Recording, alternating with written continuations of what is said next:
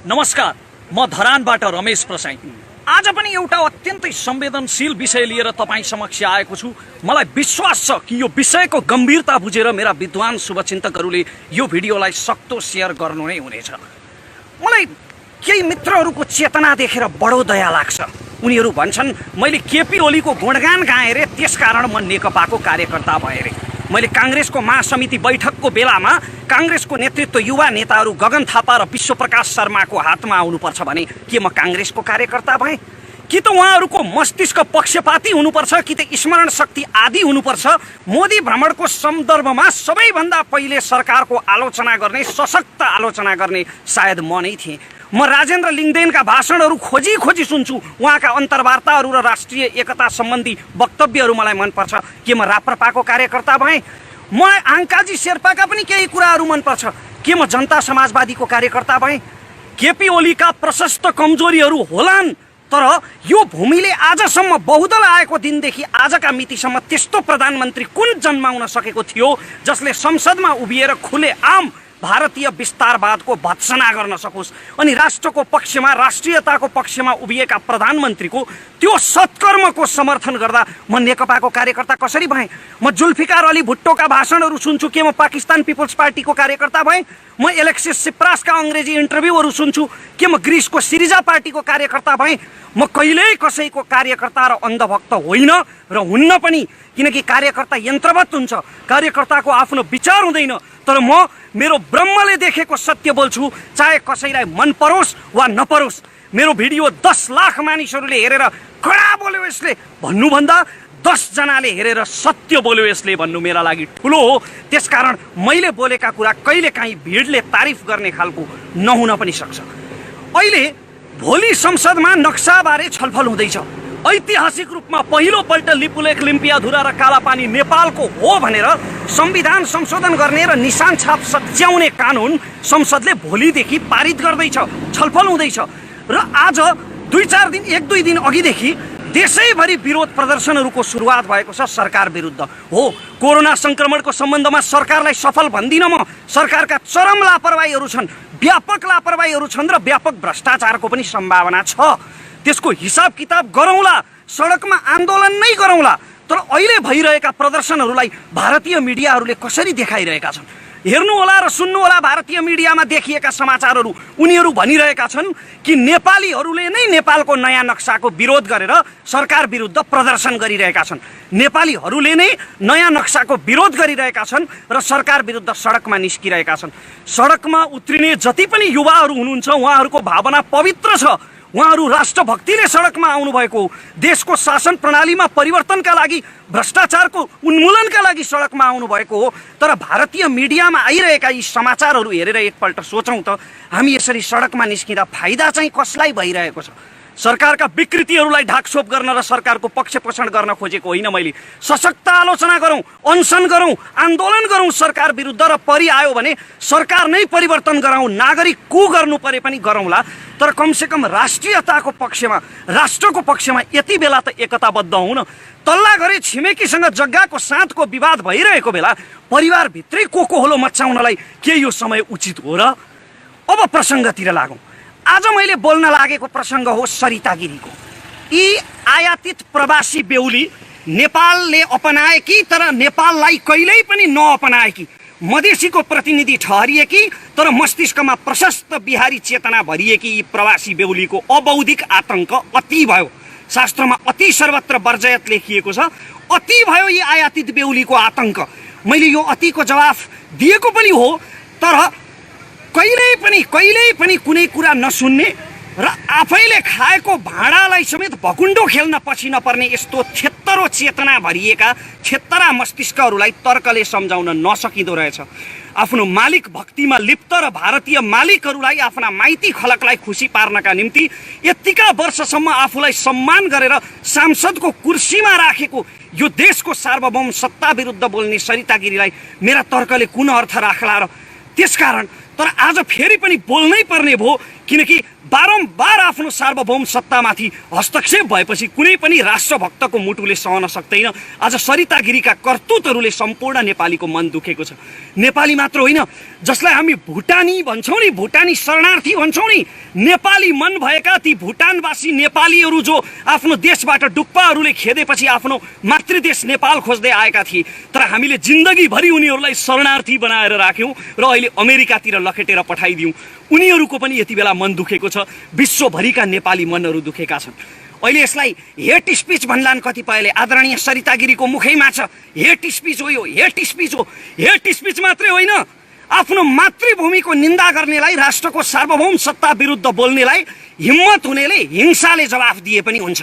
त्यानम्यान स्क्वायरको काण्ड चीनमा हुने बेलामा, चीनले त्यानम्यान स्क्वायरमा विरोधीहरूमाथि डोजर चलाउने बेलामा चीनका राजदूतले ब्रिटिस राजदूतसँग भनेका थिए रे कि चीनमा अब 20 वर्षका लागि शान्ति ल्याउन 200 जनाको मृत्यु हुँदैछ।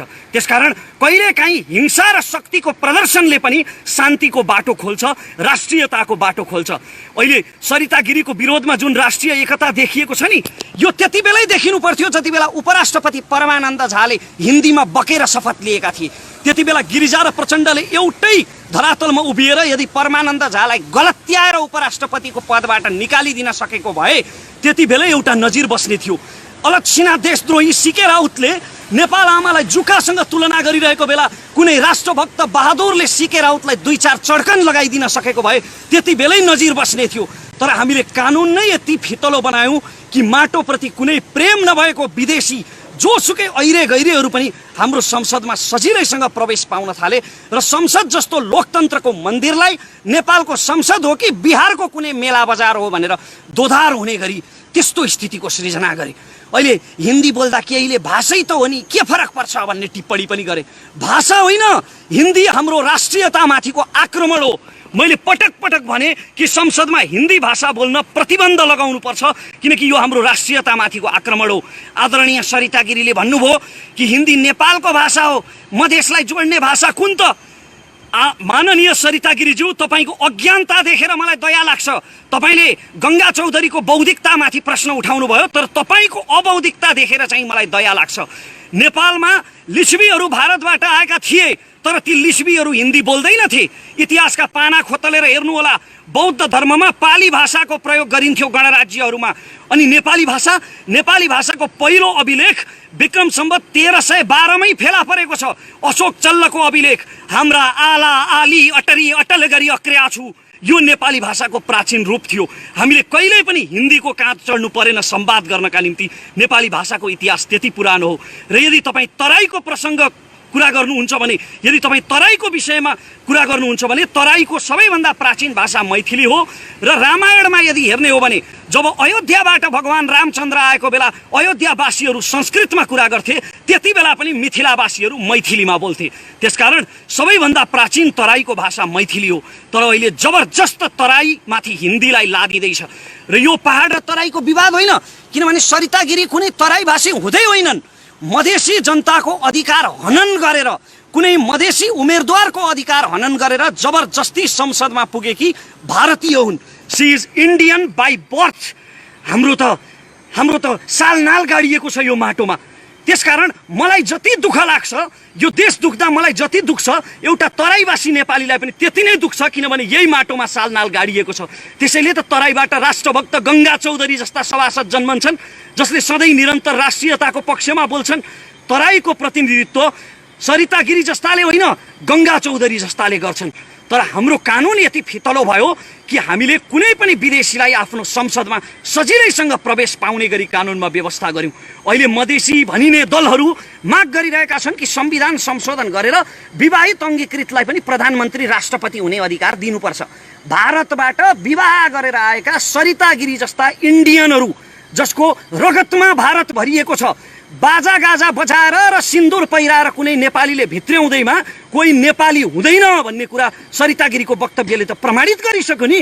तर उनीहरू भनिरहेका छन् कि यस्ता विवाहित अङ्गीकृत भारतीयहरूलाई पनि नेपालमा प्रधानमन्त्री वा राष्ट्रपति हुने अधिकार दिनुपर्छ। अब तपाईँ सोच्नुहोस् त, एकजना सरिता गिरी आउँदा एकजना अङ्गीकृत इन्डियनको कारणले यत्रो वितण्डा मच्चिरहेको छ भने साराका सारा अङ्गीकृतहरूको संसदमा बहुमत भयो भने के होला? सिक्किम विलय भएको यसरी नै हो। फिजीमा भारतीय अङ्गीकृतहरू भरेर फिजीको सत्ता भारतीयहरूले कब्जा गर्न खोजेको यसरी नै हो। त्यसकारण यस्ता षड्यन्त्रहरूप्रति सचेत हुन जरुरी छ र यति बेला सरिता गिरीलाई संसदबाट निलम्बन गर्ने मात्रै होइन, उनको नागरिकतासम्म खारेज गर्न जरुरी छ, किनकि उनी कुनै पनि हालतमा नेपाली नागरिक हुन योग्य छैनन्। भाषाको विषयमा त उनले तर्क नगरे पनि हुन्छ, किनकि उनको अज्ञानता, उनको अबौद्धिकता, न उनीलाई इतिहासको बारेमा थाहा छ न भाषाको बारेमा। माननीय सरिता गिरीज्यू, तपाईको पदको मर्यादा मैले अलिकति राख्नुपर्ने थियो होला, तर तपाईको आफ्नै मर्यादा उल्लङ्घनको कारणले गर्दा तपाईलाई माननीय होइन अमान्य सरिता गिरी भन्न मन लाग्छ। खैर, मेरो देशको सांसद पदको मर्यादा राख्दै अहिलेलाई माननीय नै भनौँ। माननीय सरिता गिरीज्यू, तपाईलाई यदि साँच्चीकै बौद्धिक बहस गर्ने इच्छा छ भने तपाईले बडो बौद्धिकतामाथि प्रश्न उठाउनुभयो, गङ्गा चौधरीको बौद्धिकतामाथि। हुन त बौद्धिकताको आवश्यकता पर्दैन राष्ट्रको पक्षमा बोल्नलाई, भावना भए हुन्छ। तर पनि तपाईलाई यदि बौद्धिक बहस नै गर्ने इच्छा छ भने बुद्धिनारायण श्रेष्ठ जस्ता सीमाविदहरूसँग गर्नुहोस्, रमेश दुलाल जस्ता सीमा सम्बन्धी अध्येताहरूसँग गर्नुहोस्, जोसँग 1827 देखिका एक नक्साहरू छन्। रिसर्च गरेर राख्नु भएको छ उहाँहरूले कि लिपुलेख, लिम्पियाधुरा र कालापानी कसको हो भनेर। बौद्धिक बहस गर्ने इच्छा छ भने उहाँसँग गर्नुहोस्, हावामा हिट भएर प्रश्न सोध्नै नजान्ने पत्रकारहरूसँग होइन। आदरणीय दाई ऋषि धमलाप्रति उच्च सम्मान छ, तर ऋषि धमला दाईको त्यो कार्यक्रम जहाँ सरिता गिरीको अन्तर्वार्ता गरिएको थियो, त्यो कार्यक्रम सुनियोजित हो, योजनाबद्ध हो, जसले सरिता गिरीलाई चाहिँ हाइलाइट गर्ने उद्देश्य राखेको छ। यदि होइन भने सरिता गिरीले लिपुलेख नेपालको हो भन्ने प्रमाण देखाउनुहोस् भन्दा ऋषि धमलाले ती नक्साहरू देखाउन सक्नु पर्थ्यो, इतिहासमा भएका ती सम्झौताहरू देखाउन सक्नु पर्थ्यो, गृह कार्य गरेर अन्तर्वार्ता लिनु पर्थ्यो। तर उनले त्यसो गरेनन्। यसले त एउटै कुरा देखिन्छ कि त्यो अन्तर्वार्ताको एउटै उद्देश्य सरिता गिरीको एजेन्डालाई हाइलाइट गर्ने थियो। अन्त्यमा म यति मात्र भन्न चाहन्छु कि सम्पूर्ण राष्ट्रभक्त नेपालीहरूले यति बेला राष्ट्रियताको पक्षमा एकजुट हुन जरुरी छ। सरकारका कमी कमजोरीहरू, भ्रष्टाचारहरू, लापरवाहीहरू, बेइमानीहरू, ती सबैको हिसाब किताब गर्नुभन्दा अघि यदि हामीलाई लिपुलेख, कालापानी र लिम्पियाधुरा फिर्ता चाहिएको हो भने, यदि हामीलाई लिपुलेख, कालापानी र लिम्पियाधुरा साँच्चीकै फिर्ता चाहिएको हो भने हामीले देशको पक्षमा, राष्ट्रको पक्षमा यति बेला राष्ट्रिय एकता प्रदर्शन गर्न जरुरी छ। अब यहाँनिर एउटा प्रश्न आउला, तिमीले बोलेर मात्र के हुन्छ? मलाई केही मित्रहरूले, धेरै मित्रहरूले प्रश्न गर्नुभएको छ, बोलेर मात्र के हुन्छ? हो, साँच्चीकै मैले पनि महसुस गरेको छु, बोलेर मात्र के हुन्छ? यदि मैले दिएका यी तर्कहरू सरिता गिरीकै कानमा पुगेछन् भने पनि ती अराष्ट्रिय कानहरूमा यो राष्ट्रियता कहाँ अटाउन सक्छ र?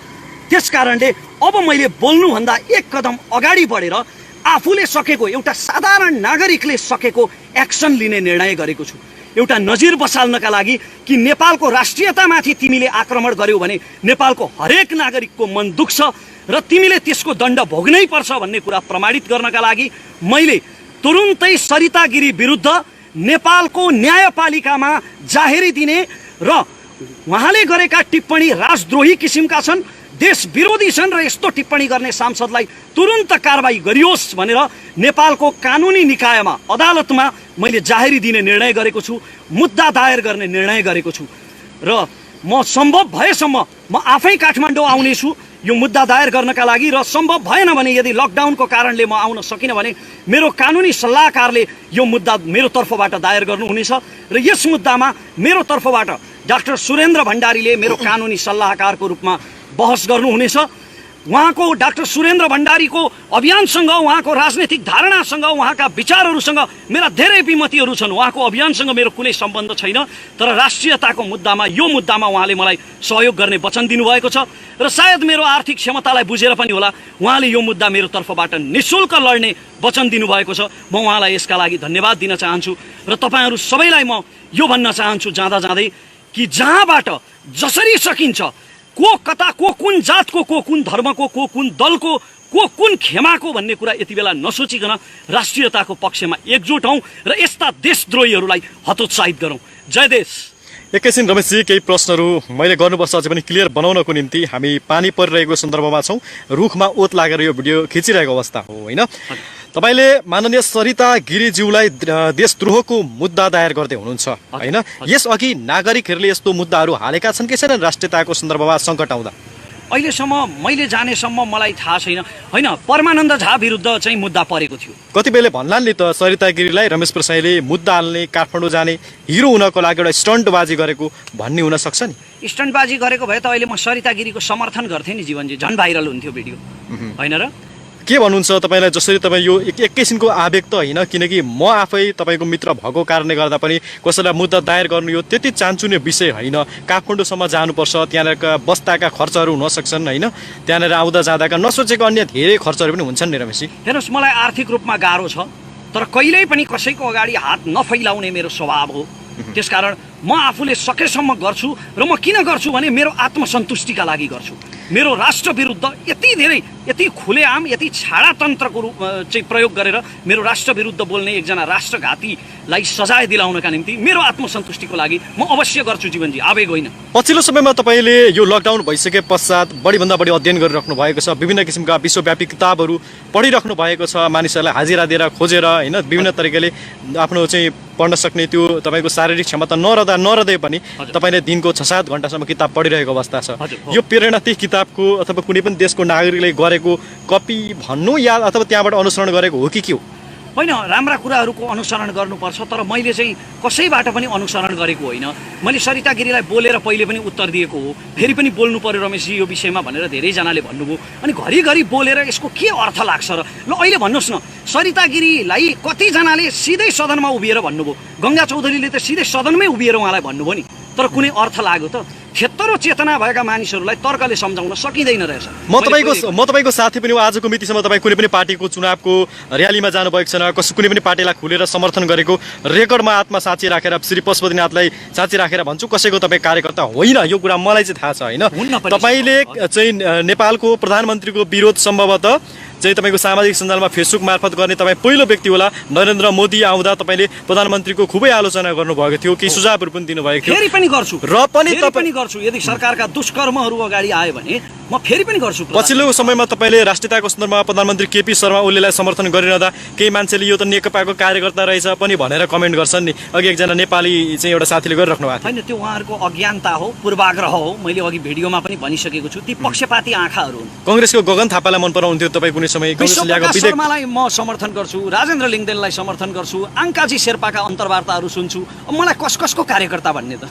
आज म दर्शकहरू असाध्यै क्षमा प्रार्थी छु, किनकि हामी एकजना मृगौला पीडितको लागि केही सहयोग सामग्री दिनको निम्ति मोरङको डाँगीतर्फ पुगेर फर्किने क्रममा 7 बजिहाल्यो। अब यो घर पुगेर लाइभ गर्ने सपना थियो हाम्रो, तर बाटैमा 7 बजेको हुनाले हामीले 7 बजे लाइभ गर्छौँ भनेको कारणले गर्दा यहाँ पानी पनि परेको हुनाले हामीले यसरी रुखको छारी मुनि बसेर चाहिँ यहाँ लाइभ गरिराख्नु परेको छ। बिचमा गाडीहरू पनि कुदिरहेका छन् र यो साउन्डमा पर्न गएको असुविधाप्रति चाहिँ म क्षमा प्रार्थी पनि छु। मोबाइलमा पनि पानी धेरै पसेको छ, यो मोबाइल बिग्रिने पनि हो कि शङ्का लाग्दैछ, तर केही छैन। अन्त्यमा जाँदै केही भन्नु छ तपाईँलाई रमेशजी? म फेरि पनि एकपल्ट भन्न चाहन्छु कि म मेरो आत्मसन्तुष्टिका लागि कुनै चर्चामा आउनका निम्ति होइन, नितान्त सन्तुष्टिका लागि।